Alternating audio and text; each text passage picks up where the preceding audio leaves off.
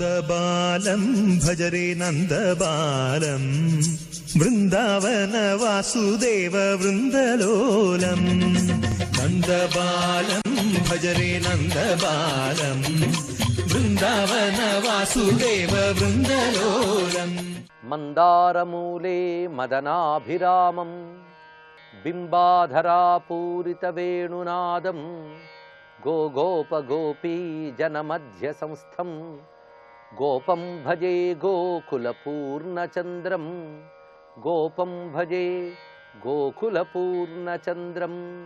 శివాయ గురవే నమః. శ్రీమాత్రే నమః.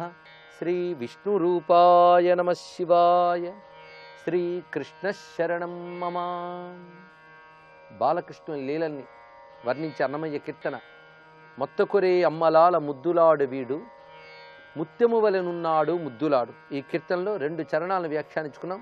3వ చరణం వేల సంఖ్యల సతుల వెంటబెట్టుకొని రాగా మూల చన్ను గుడిచి నీ ముద్దులాడు మేలిమి వెంకటగిరి మీదనున్నాడిదే వచ్చి మూలభూతి తానైన ముద్దులాడు. ఈ చరణంలో ఒక భవ్యమైన లీలని చెప్తున్నారు. ఇది భాగవతంలో, సంస్కృత భాగవతంలో సుఖయోగిందులు వర్ణించినటువంటి లీల ఇది. వేల సంఖ్యల సతుల వెంటబెట్టుకుని రాగా. ఒకప్పుడు గోపకాంతలందరూ మనం ఎన్ని ఫిర్యాదులు చేస్తున్నా యశోదమ్మ నమ్మడం లేదు.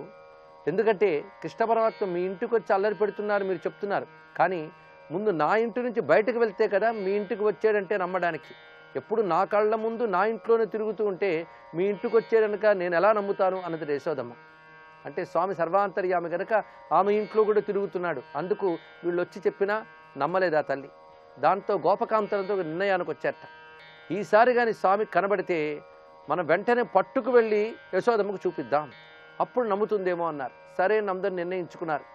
చిత్రంగా ఒక గోపమ్మ ఇంట్లో కృష్ణ పరమాత్మ ఆ రోటి మీద నిలబడి ఆ ఉట్టిలోని వెన్న తీస్తున్నాడు.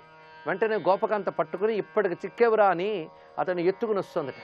ఆ సమయంలో మొత్తం రేపల్లెలో ప్రతి ఇంటి నుంచి ఆ ఇంటి గోపెమ్మ కృష్ణుడిని ఎత్తుకుని దిగుతోంది. ఇలాగా వేల కొలది గోపికలు వచ్చి ఆ యశోదమ్మ ఇంటికి రాగానే ఆ యశోదమ్మ ఒళ్ళో స్తన్యపానం చేస్తున్న కృష్ణుడు వాళ్ళను చూసి పలకరింపుగా నవ్వేట. వెంటనే ఆశ్చర్యపోయారు వారు. అప్పుడు తమ చేతిలో ఉన్న కృష్ణ పరమాత్మను చూసేటప్పటికల్లా ఆయన అంతర్ధానం అయిపోయాడు. ఇవన్నీ లీలల్లో ఆంతర్యములు ఏంటంటే ఒకే సమయంలో అంతటా ఉండగలిగేవాడు కేవలం పరమాత్మ మాత్రమే. అందుకు నేను పసిబాలుణ్ణి కాను, పరమాత్మ నేను ప్రకటించడమే ఈ లీలలో ఉన్న ఆంతర్యం. అందుకే స్వామి యొక్క ప్రతి లీల కూడా పరమాత్మ భావ ప్రకటనము. ఇది తెలుసుకుని కృష్ణలీలల్ని అధ్యయనం చేస్తే అద్భుతమైన తత్వమాధుర్యం లభిస్తుంది మనకి. ఈ చెప్పిన లీలంతటినీ కీర్తనలో చెప్తున్నారు. వేల సంఖ్యల సతుల వెంటబెట్టుకొని రాగా మూల చన్ను గుడిచి నీ ముద్దులాడు. ఒక మూల యశోదమ్మ ఒళ్ళో కూర్చుని స్తన్యపానం చేస్తూ కనబడినటువంటి ముద్దులాడు మేలిమి వెంకటగిరి మీదనున్నాడిదే వచ్చి. ఇన్ని లీలలు చేసిన శ్రీకృష్ణుడే ఆ వచ్చి వెంకటాద్రి మీద వెంకటపతియే దర్శనమిస్తున్నాడు. ఇతడు మూలభూతి తానైన ముద్దులాడు. ఆ మూలభూతి తానైన అనొక దివ్య శబ్దాన్ని ఇక్కడ ప్రయోగించారు. భూతి అంటే ఐశ్వర్యము అని అర్థం. మూలభూతి అంటే ఈ ప్రపంచానికంతటికి ఆధారమైనటువంటి భూతి అతడు. మూలము అనగా బీజశక్తి అని, ఆధారశక్తి అని 2 అర్థములు. ఒక చెట్టుకి మూలం ఎలాగో విశ్వానికి పరమాత్మ అలా మూలం. విశ్వమంతా వ్యాపించిన అనేక రకమైన విభూతులకి మూలభూతి ఈ పరమాత్మయే. ఆయన నుంచే విశ్వభూతులన్నీ విస్తరిల్లాయి. అందుకు మూలభూతి తానైన ముద్దులాడు. ఇతడే ఆధారమైన వాడు, బీజస్వరూపమైన ఐశ్వర్య రూపుడు అని మూలభూతి శబ్దం ద్వారా తెలియజేస్తూ ఈ ముద్దులాడు ఆ మూలభూతయే, ఆ వెంకటపతియే అని పరతత్వ స్ఫురణతో కూడిన లీలల్ని ఇంతవరకు వర్ణించారు. మరొక కీర్తనలో ఉద్దగిరి కృష్ణుడు, గతంలో కూడా ఉద్దగిరి కృష్ణుడు గురించి మనం చెప్పుకున్నాం. ఇది ఒక క్షేత్రంలో ఉన్న కృష్ణ పరమాత్మ యొక్క స్వరూపం. ఆ ఉద్దగిరి కృష్ణుడిని వర్ణిస్తూనే బాలకృష్ణ లీలల్ని ఇందులో చూపిస్తున్నారు. అయితే ఇక్కడ కనబడే కృష్ణుడు ప్రతాపకృష్ణుడు. బాలకృష్ణుడుగా ఉన్నప్పుడే ముద్దులు, మురిపాలు, అల్లర్లు ఎన్ని చూపించాడో ప్రతాపాలను కూడా అంతగా ప్రకటించాడు. అది కృష్ణావతారంలో అల్లరి, ముద్దులతనము ఇన్ని కనిపిస్తాయి. అందుకు ముద్దుల కృష్ణుడు ఆయనే, అల్లరి కృష్ణుడు ఆయనే, అదేవిధంగా సౌందర్య సార స్వరూపుడు ఆయన, ప్రతాపరూపుడు ఆయన, ప్రసన్న రూపుడు ఆయన, కారుణ్య రూపుడు ఆయన, సర్వసమర్థుడు. అన్ని కోణాల్లో కృష్ణత్వం మనకు దర్శనమిస్తుంది. ఆ ప్రతాపం అనేది మొత్తం అవతారంలో అనేక సందర్భాల్లో ఆయన ప్రకటిస్తాడు. అలాంటి ప్రతాపమూర్తిని చూపిస్తున్నారు ఇక్కడ. ఆ బాల్యలీలలు చేస్తూనే ప్రతాపాలు చూపించాడు గనుకనే నవకపు సెలవులా నవ్వుచున్నాడు ఉవిదలాలా చూడరే ఉద్దగిరి కృష్ణుడు. నవకపు సెలవులు అంటే నిత్యనూతనమైనటువంటి మందహాసం చేస్తున్నాడు. సెలవులు అంటే పెదవులు అని అర్థం. ఆ పెదవులతో నవ్వుతున్నట్ట. నవకపు సెలవుల నవ్వుచున్నాడు ఉవిదలాలా చూడరి ఉద్దగిరి కృష్ణుడు. ఆ గోపకాంతలు ఒకరితో ఒకరు చెప్పుకున్నట్లుగా ఉవిదలాల అంటే ఓ కాంతలారా చూడండి ఆ కృష్ణుడు ఎలా ఉన్నాడు, నవ్వుతున్నాడు, మందహాసం చేస్తున్నాడు. ముఖ్యంగా పల్లవిలో మొత్తం గోపకాంతలందరూ ఒకరితో ఒకరు స్వామి యొక్క నవ్వు చూసి ఆశ్చర్యపోతున్నారు. అందరికీ ఆశ్చర్యం గొలిపే అందమైన ఆనందకరమైన నవ్వు స్వామివారిది. దరహాస వదనం. కృష్ణావతార తత్వమే ఆనందతత్వం. ఆనందం ఎల్లవేళలా కనబడుతుంటుంది. జ్ఞానము ఆనందం అనే రెండు భావాన్ని ప్రకటించేదే నవ్వు.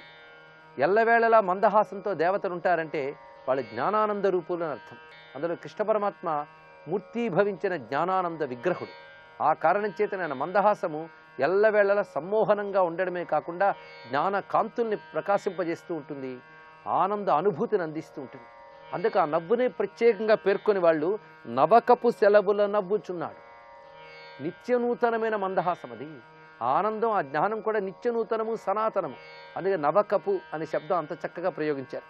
అచ్చపు బాలుడై శకటాసురు మర్దించినాడు, కుచ్చి కౌగిళ్ళ నింతుల కూడినాడు, మచ్చిక దోగెడి తాను మద్దులు విరిచినాడు, పిచ్చిల బూతకి చన్ను పీరిచినాడు, అచ్చపు బాలుడై శకటాసురు మర్దించినాడు. ఆయన అత్యంత పసితనంలోనే శకటాసురుని మర్దించాడు. అంతేకాదు ఒకవైపు తన యొక్క ఆ దివ్యమైన శృంగార రూప అనుగ్రహాన్ని ప్రకటిస్తూ గోపకాంతల్ని కరుణించాడు. మచ్చిక దోగెడు తాను మద్దులు విరిచినాడు. ఆ దోగి ఆడుతున్నటువంటి వయస్సులోనే ఆ మద్ది చెట్లను విరిచాడు. ఇక విషస్తన్యాన్నిచ్చినటువంటి పూతనని సంహరించాడు. ఇలా సంహార లీలలు ప్రతాపలీలలు పసితనంలోనే చూపించాడు. పిన్ననాడే కోడెలతో పెనగి గలిచినాడు, ఎన్నికగా వేల కొండ ఎత్తినాడు, వెన్నడిని కొండపాము వెస రెండు చేసినాడు, పన్ని కంసుని మదము భంజించినాడు. ఈ 4 వాక్యములు ప్రతాపతత్వాన్ని చూపిస్తున్నాయి. ఆయన తన బాల్యలీలల్లోనే వృషభాసుర సంహారం చేశాడు.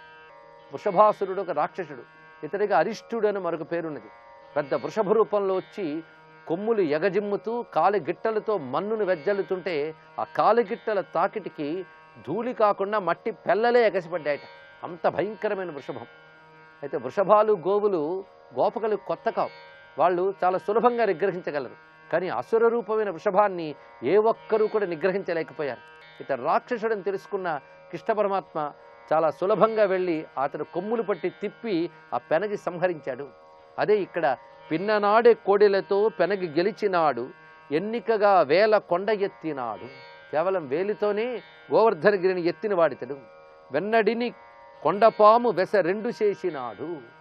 ఆ వెంటగా వెళ్ళి ఆ కొండపామును రెండుగా చీల్చాడు. ఇక్కడ వెన్నడిని అనే మాటతో అర్థం ఏంటంటే ఆ స్వామివారు ఆ కొండపాము రూపంతో ఉన్న అఘాసురుడు అనే రాక్షసుడు.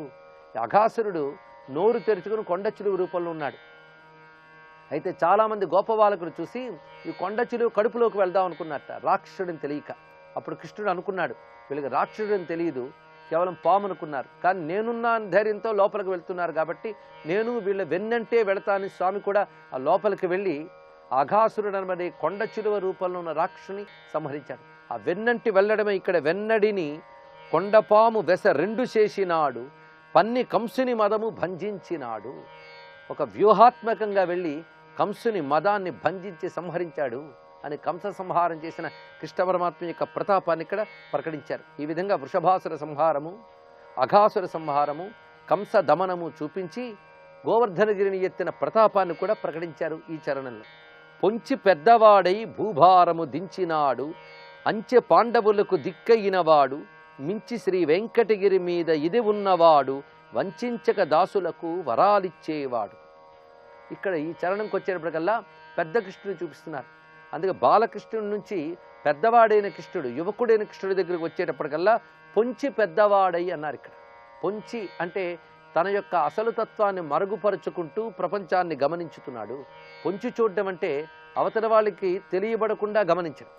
అలాగ పరతత్వం తనను తాను మరుగుపరుచుకుని ఒక సామాన్యుల వలె నడయాడుతూ ప్రపంచాన్ని గమనించుకుంది కనుక పొంచి అనే శబ్దాన్ని ఇక్కడ ప్రయోగించారు హనుమాచార్య వారు.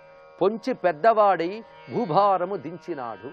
ఆ పెద్దవాడి బృందావనం నుంచి బయటకు వచ్చిన తర్వాత మధురానగరం నుండి అవతార పరిసమాప్తి వరకు స్వామి చేసిన లీలలో ప్రధానమైనటువంటిది అసురాంశలు అనేకములైనటువంటి భూభారంతో కూడిన పాపాత్ములుగా పుడితే వాళ్ళందరినీ సంహరించాడు. అందుకే పెద్దవాడై భూభారము దించినాడు. ఆ సంహార లీలలో ప్రధానంగా ఆయనకు తోడ్పడినటువంటి వారు పాండవులు. స్వామి యొక్క వ్యూహరచనలోనే పాండవులు, భీష్ముడు, ద్రోణుడు ఇత్యాదులందరూ పాల్గొన్నారు. అందుకు ఆ పాండవ బాంధవుడై ధర్మం పక్కన నేనుంటాను అని రుజువు చేస్తూ స్వామి ఈ భూభారంగా ఉన్న అధర్మాన్ని శిక్షించాడు. అంచె పాండవులకు దిక్కయినవాడు. ఈ అంచె అన్నప్పుడు క్రమముగా అని అర్థం చేసుకుంటే అనేక స్థానముల యందు ఆ పాండవులకు దిక్కుగా నిలబడి ఉన్నాడు. ఏనాటి నుంచో వాళ్ళ పక్కన తాను ఉంటూ ఆపద్బాంధవుడై పాండవ బంధువుని కీర్తి పొంది వాళ్ళని రక్షించాడు. మించి శ్రీ వెంకటగిరి మీద నిధి ఉన్నవాడు, వంచక దాసులకు వరాలిచ్చేవాడు.